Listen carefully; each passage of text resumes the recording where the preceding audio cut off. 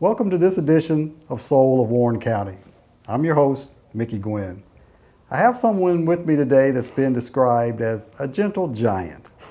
At 6'5" and 325 pounds, he is a large young man. But to be gentle, to play the position that he plays on the football field, I don't know if you can be gentle. But we'll let you make that determination today. Please welcome to the studio former Warren County High School pioneer, former University of Tennessee volunteer, and current Eastern Kentucky Colonel, K Ron Calvert. How you doing? Welcome to the show. Glad to be here. You know, I think this is a first.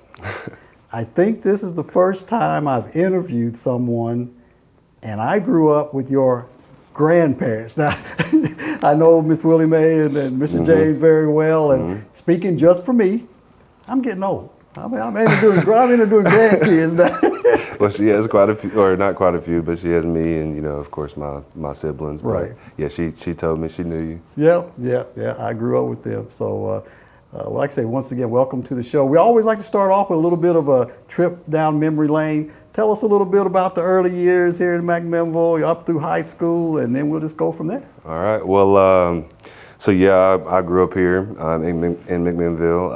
I went to Bobby Ray Elementary all the way through 5th grade. And then I went to Warren County Middle School, 6th through 8th grade. And then I started getting serious with sports, 9th grade through all the way through my senior year. And those are the days I really remember the most, if I'm being honest. Yeah. So those are the days I really remember the most. I remember I've always had friends. I've had quite a few friends, and then they've just grown from there. There's not a lot of people that I don't know. Right. So yeah, that's kind of my little early life in McMinnville. But if you have any more questions you need me to elaborate on, I will. Now I know you played basketball and football in high school. Did you play any other sports leading up to that? Soccer? Did you wrestle, anything like that? So I didn't do any other sports. I played. It's always been baseball, basketball, and football. I played. My grandma loved for me to play baseball, but it was always predominantly basketball and football. I played JC's football out at the youth league and over by Bobby Ray. I tore it up. I played defense then, though. I played defense all the way up until my senior year of high school. But yes, I played defense. And then I started playing football my 7th grade year at the middle school. I think I might have heard, like, if you were a 6th grader, you didn't play JV or varsity. Right. Well, what I didn't realize was I was probably bigger than the JV and varsity. So if I would have played in 6th grade, I would say that I probably would have played on JV at least. Right. I don't know if I would have got a shot at varsity, but I know I would have played JV at least. And so I played one more year. I played 6th grade year in JC's, and then after that I was done with JC's. So you played on both sides of the line in high school to your senior year? I played. I never played offensive line. Never have I played offensive line. I've never been offense up until. Well, I played offense my 9th grade year, and I tore my ACL. Okay. I didn't even get a shot to do that though.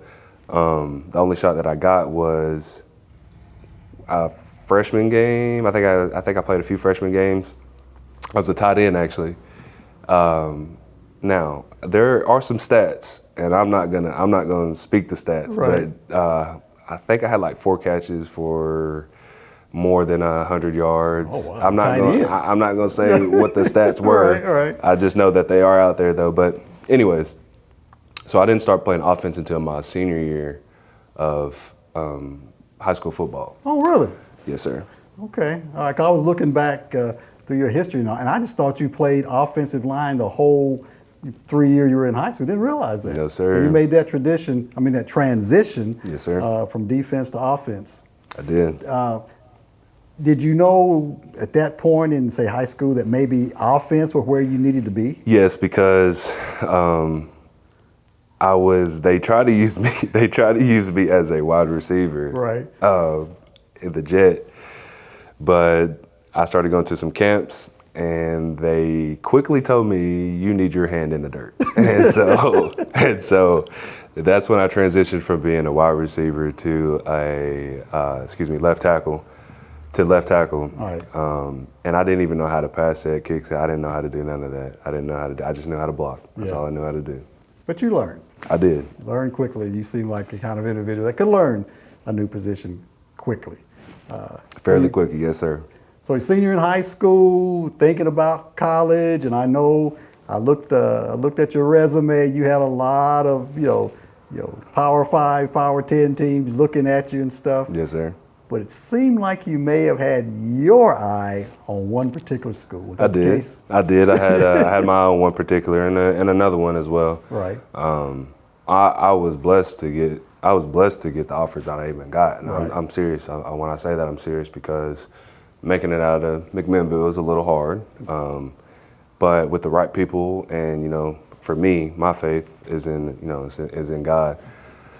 I just knew that I had to make my situation better, Right.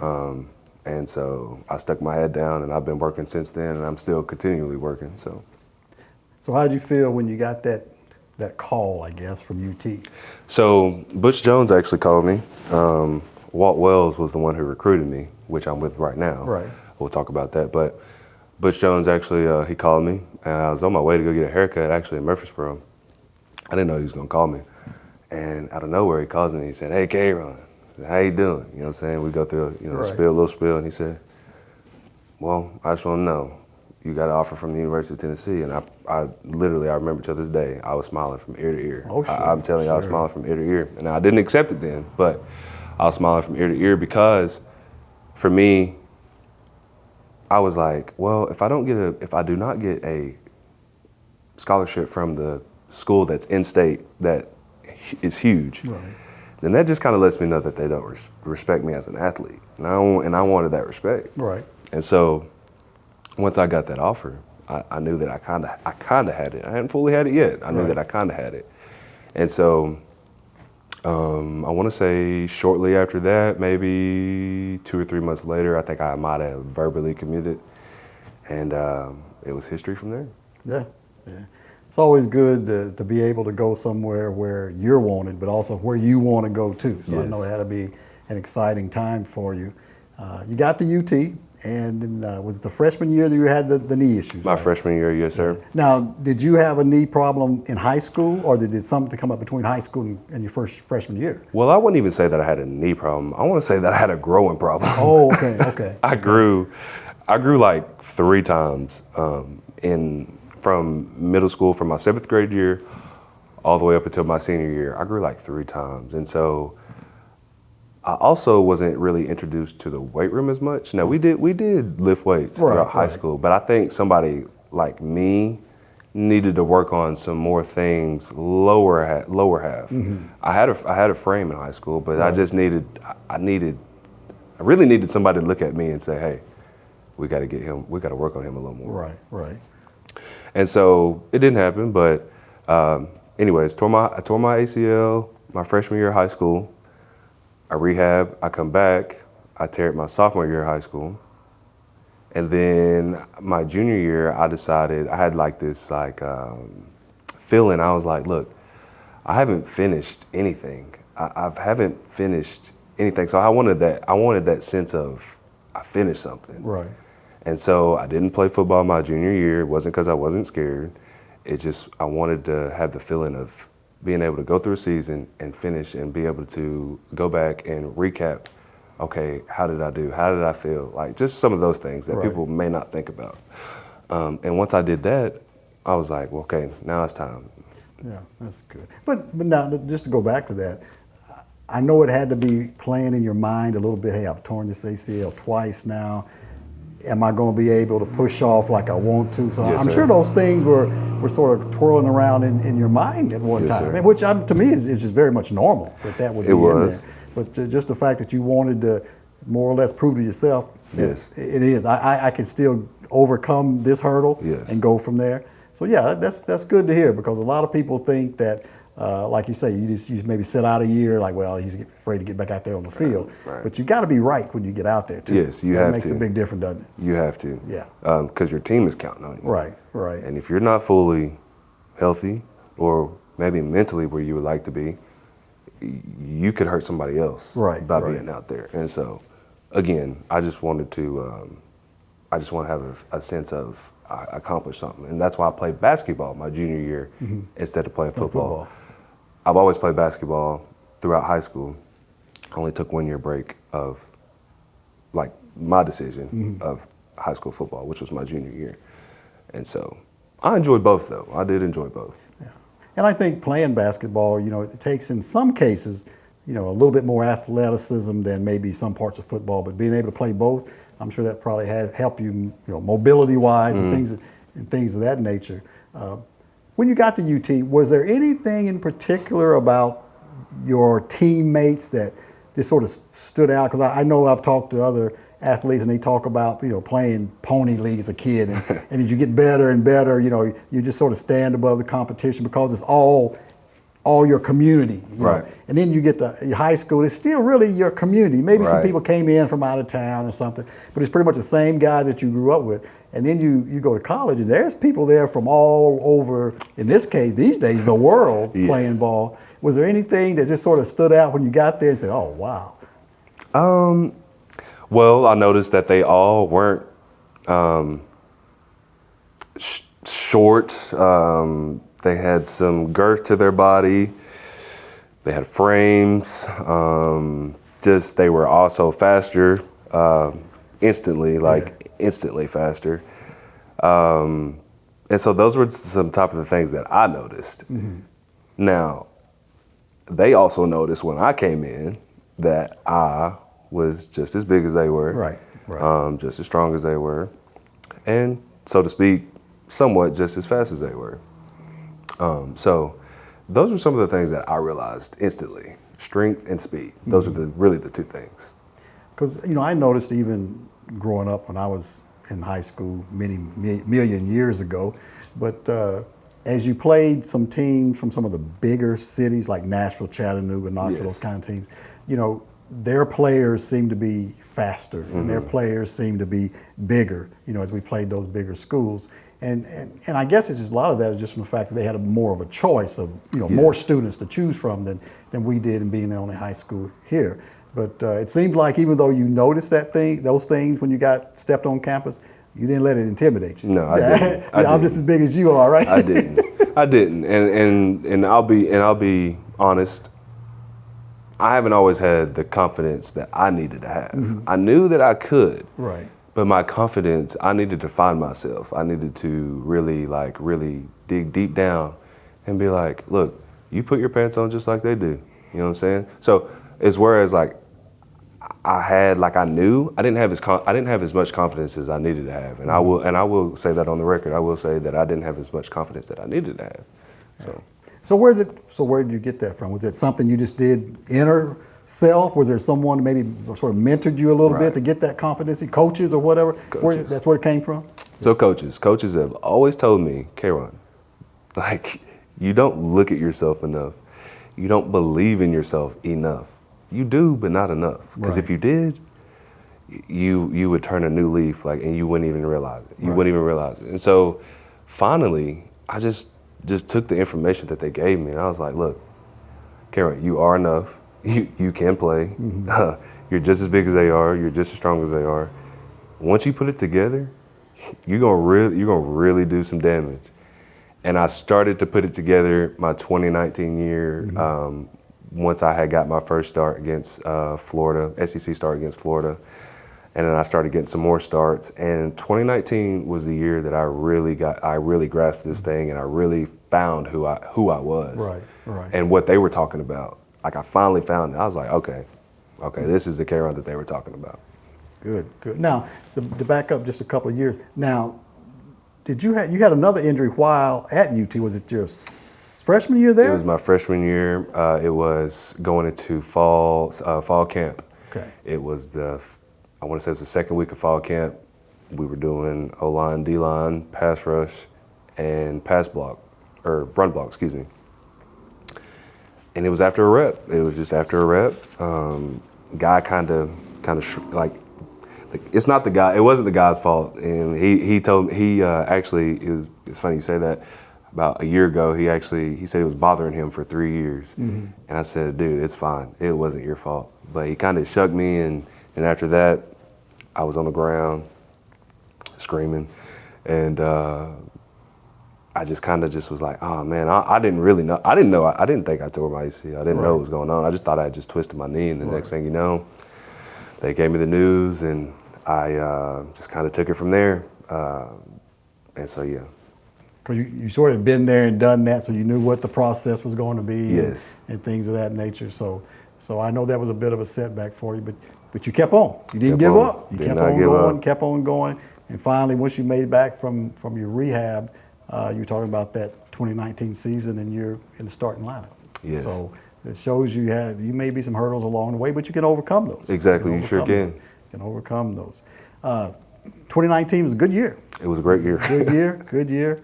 And then the next year, unfortunately, another little bit. It fell off. Yes, it did. Yeah. It did. Now, was that when you had was it the pec or triceps injury? Was that year? Well, my 2020 year was when COVID came around. Right. And I had caught contact tracing, but I haven't had COVID. Okay. I haven't had COVID since it's been out. Uh-huh. Now, I'm not sure what other injury you might be talking about. I've had a lot of injuries. So I mean, whatever they said or wherever you seen article, it was probably something dinged up. I don't know, something like that. But now 2020, I just kind of just was waiting. I was ready to play. Right. There was a lot of things that went on that year. Everybody's head was this way, that way. You know, we wanted to win, but it's just there's a lot that goes into winning. There's a lot that goes into preparation that folks don't see from the outside looking in, and sometimes from the inside looking out. It's like a coach said. It's about the man in the arena. You know, it's about the man in the arena. And so 2020 year, I just kind of just look back at it and analyze it, and I was like, it's like I've heard LeBron's my favorite athlete. Okay. It's like LeBron says, after a bad game, he just kind of crumbles it up and throws it away. So the 2020 year, I just kind of crumbled it up and threw it away. Yeah, you often hear that with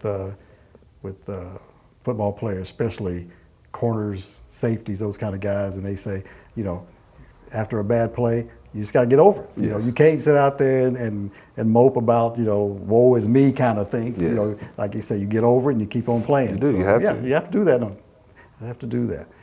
Also in 2020, we were going through the Black Lives Matter things, and in addition to the COVID and all the other things that were going on, and you sort of alluded to some things that were going on there at UT at the same time. But you were one of the athletes who spoke out about Black Lives Matter. What encouraged you to do that? Well, coming from McMinnville, you know, first off, I want to say McMinnville is a great place. But for me, I had to deal with some things, and I'll say it, racism. I had to deal with a little bit of racism. Right.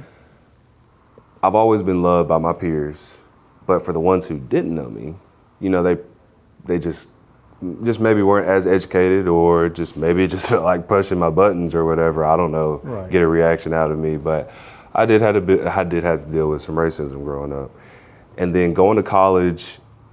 I took this Africana Studies class, and I'm so glad that I did, because it let me know more about who I was.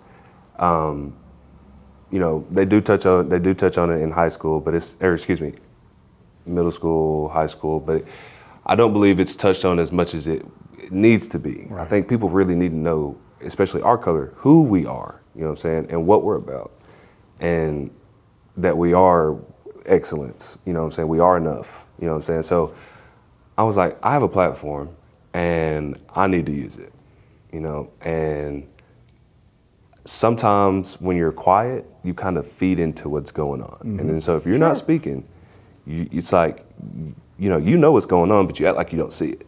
You know what I'm saying? That's just as bad. So I was like, you know what? I don't mind to say anything. There's people who already don't like me anyway. Right. You know what I'm saying? So what's to add 100 more or 1,000 more? How many people don't like me? It doesn't matter. I'm worried about the ones who do. I'm worried about the ones who are looking at me, looking or to see if he's going to say something about what's going on. You know what I'm saying? I'm talking about little children. If they know what's going on, little children, people maybe in middle school, people in high school, like they need to see like that it's okay to speak up. It's okay. So when Coach Pruitt, by the way, was one of my favorite coaches. Coach Pruitt was one of my favorite coaches. Okay. I had no problem with him, but he had told us that the rally was going on, and or the march was going on, excuse me, and time and date. And so a couple of my teammates, me, Trey Smith, Joshua Palmer, Jerome Carvin, and there's probably some more that I'm leaving out. But I remember Trey had spoke, and I had already told him I was going to speak when I went up there anyway. I just told Trey, I said, Trey, I'm going to go after you. Right. And once I spoke from the heart, because anybody who knows me knows that I'm a good-hearted person, just like you kind of said, gentle giant. Right. I'm not so gentle when I'm out on the field, though. Right. Because you have to, like, Gotta have that mean streak. I can change it. I can change it. But I just knew that I had to speak out because it was on my heart. And so I'm all about equality. I'm all about equality. You know what I'm saying? And the George Floyd situation, I wasn't broke. I'm not saying that broke me. You know what I'm saying? From the incidents that have happened with other people. You know what I'm saying? You just see it go on and on and on and on, and it seems like nothing's being done. You know what I'm saying? It seems like nothing's being done. And so I was like, yeah, no, this kind of broke me. Seeing a man die, you know what I'm saying? Seeing another man's knee on his neck for 8+ minutes, you know what I'm saying? However you look at it, right. However they got to the situation, it just broke me. Like in that situation, I think all it took would just be somebody saying, hey, or, you know what I'm saying? I know when you get involved with the police, you have to follow the law. You have to. You have to. Sure. But there is a way to go about it. So anyways, I just knew how to speak up, and I'm all about equality. And I was like, well, if there's a chance to speak up, this is the chance to speak up. And so that's why you seen me on a knee, and then I stood up and said what I needed to say. So that's kind of why I spoke. And I will continue to use my platform and speak on, like I said, matters.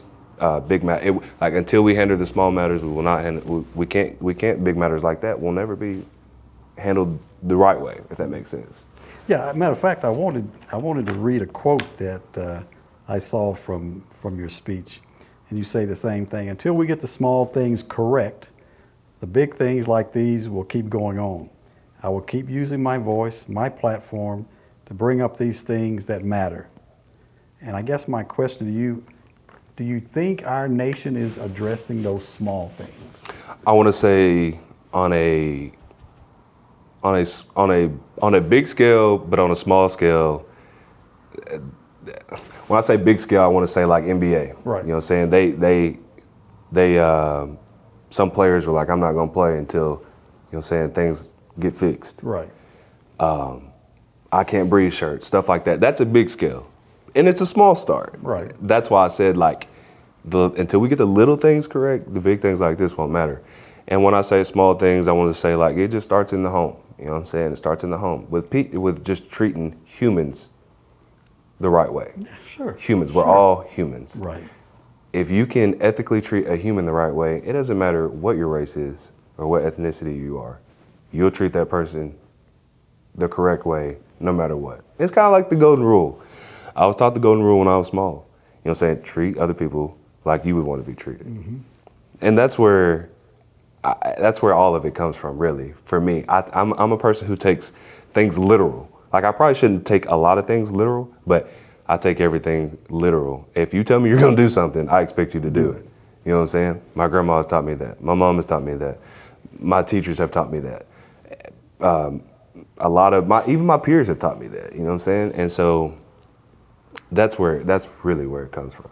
Like, it has to start somewhere. You have to be ethical when you're trying to make it in life, because if you try to cut corners and you try to not treat people the way they need to be treated, well, some backlash may come. And you can cut all that out by just being a nice person. You know, it's good to hear that. I was just having a conversation with Karen before we started the interview, and there's a lot of concern about people who have some of the same issues that you talk about, things that are going on, that, you know, we sort of question our young people, our next generation, the people who's going to be those leaders down the line. And here's someone like you that has that kind of passion for these kind of things, and you're our next generation, you're the future leader of this country and in this world. It's good to hear that, because, you know, sometimes I think we get caught up, not only younger generation, but all of us get caught up in the politically correct things. I only want to say the things that's going to sound good to certain people, especially if you're trying to, you know, project that image of, you know, I'm here for everybody, so I'm going to say all those nice things, the right things to say. It's good to hear that coming from a young man like yourself. I appreciate that. I'm telling you, I love. We need you. We need, blacks, all of us, our country needs you. And I need y'all as much as you guys need me, because my grandmother is a wise woman. You know what I'm saying? The peers that I were around, my peers were wise, some of them. But most, like, I've always hung around older people, and so I really paid attention to what was the thing to do, you know what I'm saying? Mm-hmm. And so learning from, you know what I'm saying, my family and other people's family, like, I just knew that's the way to be. This is the way to be. Like, I've always been told, K Ron, you're different from your peers, you're different from your age group. Well, that's because my grandma expected different. She did, and she raised me. She did. Yeah. Well, so that's why I get a lot of that from her. And to me, human connection is so beautiful, because humans, when they come together, we can do things that are just amazing. Do anything. And that's what it's all about for me. Human connection. If I can connect with another human and be good to them, I know they'll be good to me. Yeah. I know it. So that's what it's all about. And a little bit of history for you, actually. I tell people whenever I can get the platform to tell them that I was part of the original group that had the very first Black History Awareness event at Warren County High School, 1975. That's amazing. You probably know Mr. Jeff Martin from school. He was part of that group. There's a lot of people around it. You probably, Donald Crisp, Chris Biles, a lot of people that were part of that group when we had that first observers back in 1975.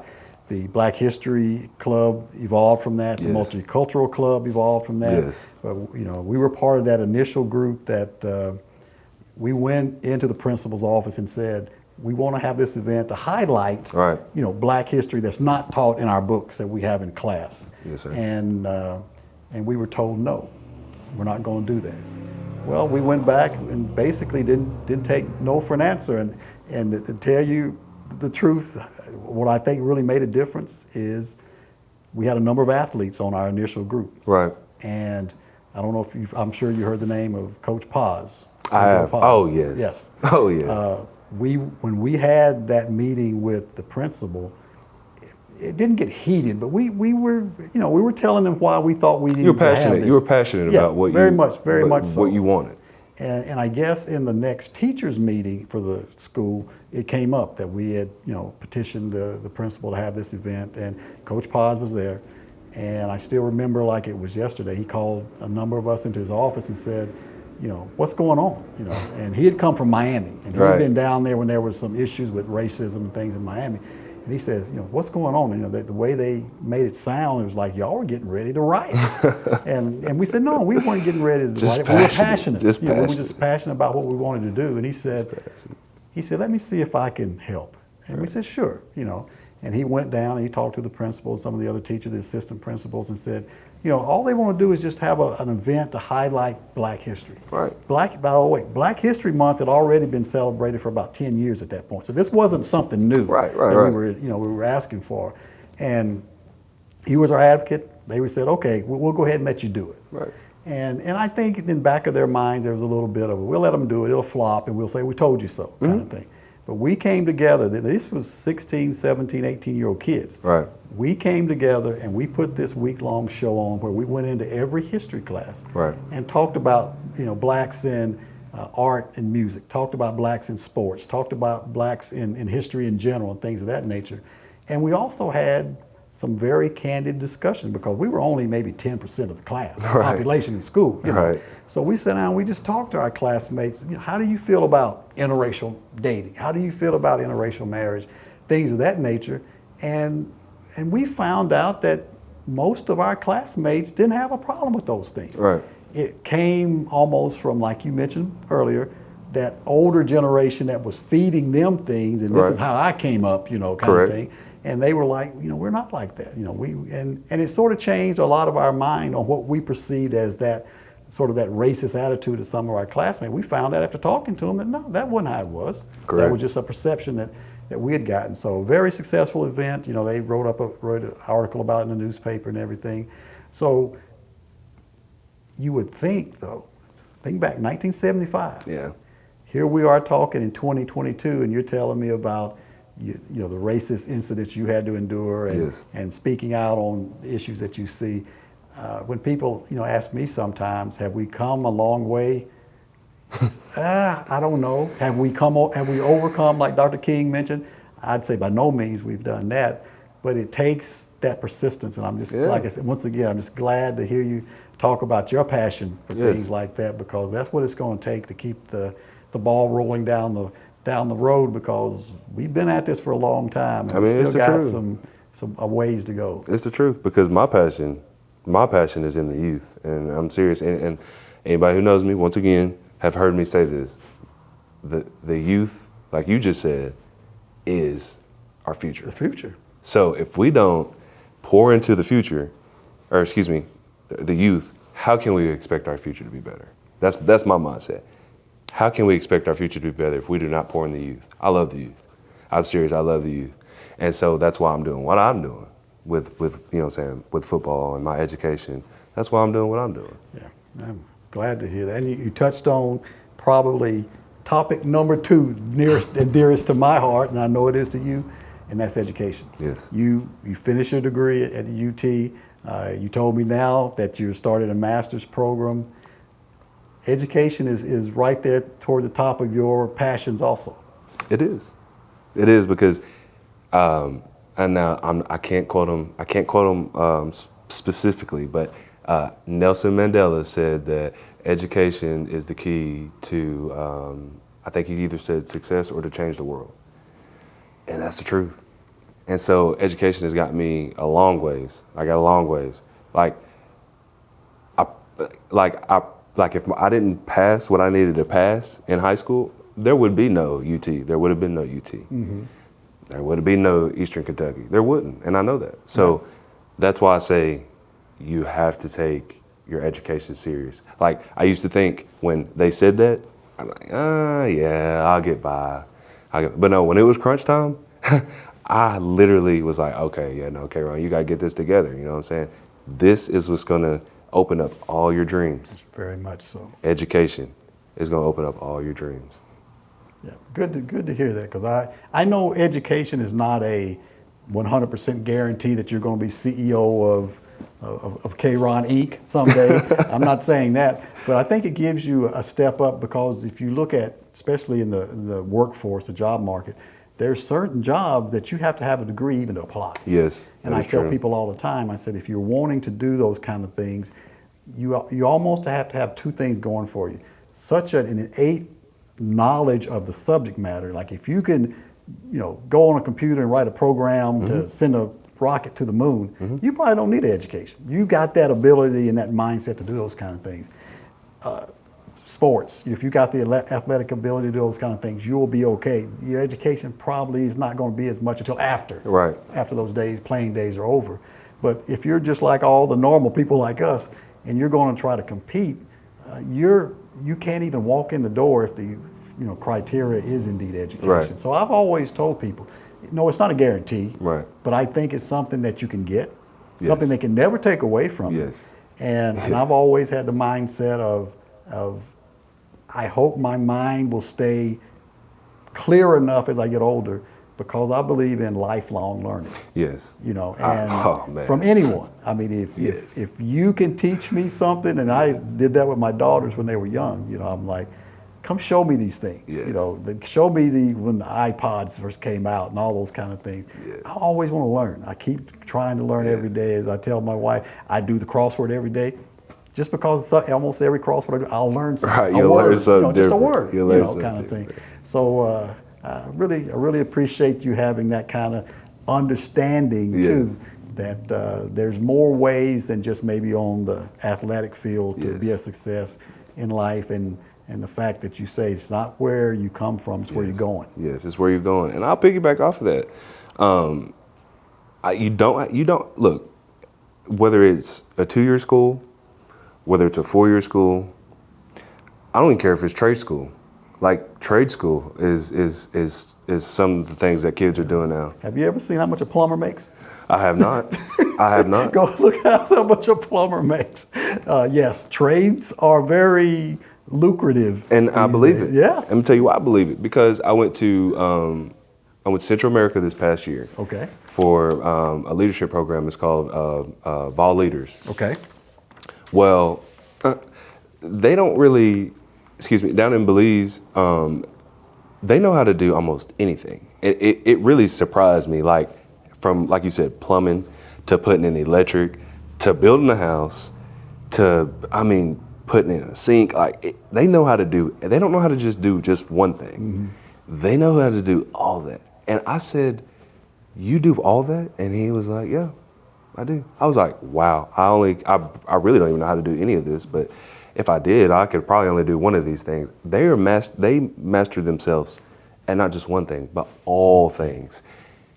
Also, I want to add in here, in church, like I love knowledge. Like I love knowledge. Like I love it. I feed for it every single day. Like I love science.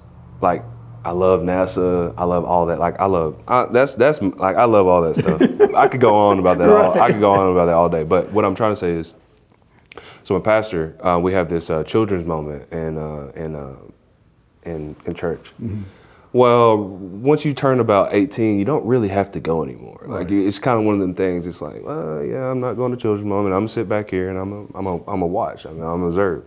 Nah, not me. Kept going. When I turned 18, I still kept going. I was like, because I told the preacher, I said, I don't even care if there's one kid here. If it's just me and it's time for children's moment, I still want to come up here and learn. Mm-hmm. Like I still want to learn. And he's always acknowledged me about that. He said, this dude really wants to learn, because I do. Yeah. Even when I turned 18, I still kept going because I wanted to learn. But yeah, those are the things that can get you a step up in life. If that's what you really want to reach, if that's what you really want to do, you really want to reach those goals. Like again, 2 years, associate's degree, bachelor's, or trade school, I would say those are the 3 things that can get you ahead in life, or a start at least. I agree. Now you had to make a tough decision going after you graduated from UT, going to Eastern Kentucky. What played into that decision? So really, honestly, 2017, 2018, 2019, 2020, that's 4 already, right? You're really only guaranteed 4. Right. Well, I got a 5th one because of my, when I tore my ACL, they gave me a red shirt. Okay. So I stayed in 2021 for 1 more year. And then, COVID came around, and so we got the 6th year. Right. Well, in my head, you're like, okay, I get another year. What do you do with it? And I really wanted to make the best out of last year. Ended up tearing my bicep. Right. I'd like to say that, I'm supposed to be going to the draft right now. Right. You know what I'm saying? I wanted to have a good year and go to the draft. Well, tore my bicep, and things kind of took a toll from there. And I won't go into too much detail of how my mental was, but it wasn't good. I'll tell you that, it wasn't good. It's kind of hard. it was kind of hard to get through that. But once I really recuperated, I just was like, Take your time. I was just like, it's time, man. It's time to make a decision for yourself, like for yourself. And I told my grandma that I was going to graduate from the University of Tennessee, and I did that.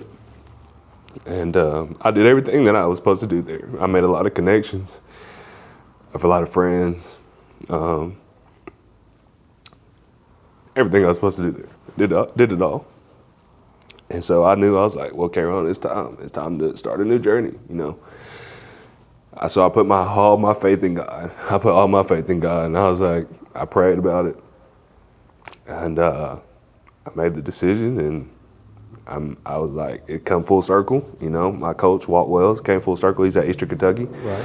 He coached me in 2017. He was my offensive line coach in 2017. Excuse me. Nope. I'm getting back together. But he was like, it's time, man, it's time. And so I was like, you know what, it is time. So I made a decision to go to Eastern Kentucky because I told myself, K Ron, you've done everything that you said you were going to do at the University of Tennessee. Sure. And so I did everything, I graduated, and I was like, let's just start a new journey. You know, there's just a lot of clutter in my mind, you know what I'm saying, at UT. The place was good to me, but just for me, there's just a lot of clutter. Yeah. I needed something new, a fresh start. And that's what I had. God put that opportunity in front of me. And that's why I say, like, I would like to be in the draft this year, but God didn't want me to be in the draft this year. He wants me to be where I'm at now. And so I've just put all my trust and my faith in Him, and I'm just gonna let Him do Him. And that's what I've been doing. Good. You gonna be playing right side, left side? I'll be playing right side. I'll be playing right guard. I moved to right guard. Oh, you moved to right guard? Yes, sir. No longer tackle, even though I can still do it if I need to. You're gonna be playing right guard. Yes, sir. Well, you know, we wish the best for you. You want to see good people do well, and you're a good person. And I first time I've really had an opportunity to sit down and talk to you, but it's been a very informative but a very enriching interview, and I really appreciate you coming in. I appreciate and it. opening your heart. Yes, I know yes. that can't be easy, but I really do appreciate it. It's not easy, and you know, I'm not perfect. I would love to be perfect. I'm not perfect, but I strive on being great every day. I strive on being the best person I can be every day. I strive on being the K Ron I was 10 years ago and being the K Ron I am now. Like, money won't change me. The place I'm at won't change me.